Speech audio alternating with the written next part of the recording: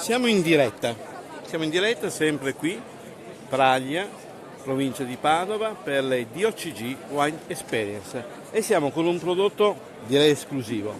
Siamo in compagnia di Claudio Bortolani, sommelier dell'Ice di Padova, il quale mi sta facendo assaggiare una cosa veramente unica. Pensate che la bottiglia deve ancora uscire ufficialmente, perché la vedete è senza ancora personalizzazione, senza etichetta, ed è un oltrepo pavese, dichiarato questo qua perché non abbiamo nessuna dépliant ufficiale, 120 mesi sui lieviti. Eccolo qui, lo Ed vedete? è un Pinot Nero. Non so quanto vedete perché c'è un po' di controluce, ma fidatevi, quello che vi diciamo è tutto reale. Il produttore è qua. Eccolo qua. Chioni Andrea, questo è il produttore. Quindi veramente per voi, in anteprima, conduco questa degustazione guidato da un sommelier professionista dell'Ice. Profumi cosa li possiamo... Molto delicati, direi.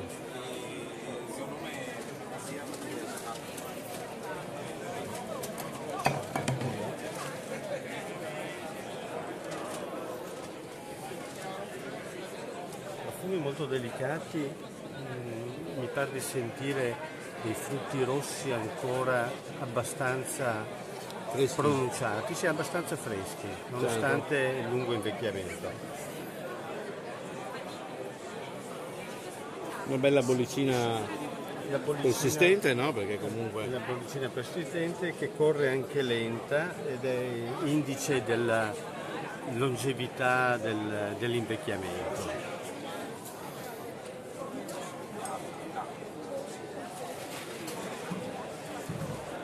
In bocca è molto carnoso, esprime una bella corposità. Avvolge molto bene il palato, mi ha Sì. riempito subito. Ti porto subito a riassaggiarlo. Ha un'acidità contenuta, direi. Prevale soprattutto un po' la morbidezza del prodotto.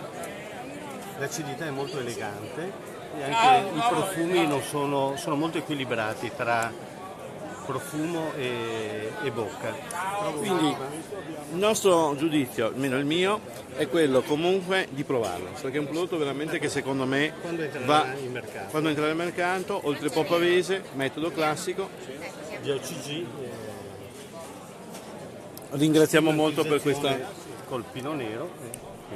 Grazie veramente. Grazie a lei. Grazie.